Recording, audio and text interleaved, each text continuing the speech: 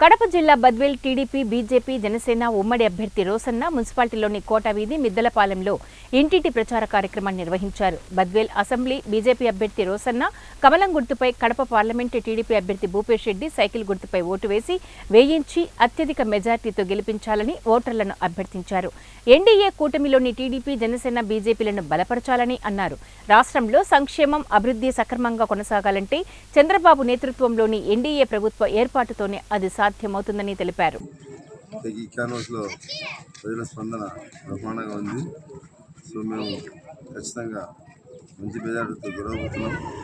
గెలిచి ఇక్కడ చంద్రబాబు నాయుడు గారికి, అక్కడ మోడీ గారు కలిసి ఎన్డీఏ సర్కార్లో ఎక్కువ నిధులు తెచ్చుకొని మా బద్వేల్ టౌన్ను, బద్వేల్ నియోజకవర్గాన్ని, మున్సిపాలిటీని బ్రహ్మాండంగా అక్కడ సమస్యలు పరిష్కారం చేసి బ్రహ్మాండంగా అభివృద్ధి చేస్తామని ప్రజలందరికీ మీ ప్రెస్ ద్వారా అందిస్తున్నాము. మరి భూ కబ్జాలు ఏదైతే ఉన్నాయో వాటంటనే ఎవరైనా ఉన్నా వాళ్ళ చట్టపరంగా చర్యలు తీసుకొని ఎవరు భూములు ఎట్లా లాక్కున్నారో అవన్నీ తగిన న్యాయం చేసి బాధితులకు పంచుతామని మీ అందరి పత్రికాముఖంగా మేము మనవి చేసుకుంటున్నాం. కాబట్టి బద్వేలు ప్రజలందరూ, నియోజకవర్గ ప్రజలందరూ కమలం గుర్తుకు ఓటు వేసి నన్ను అత్యధిక మెజార్టీతో గెలిపించండి.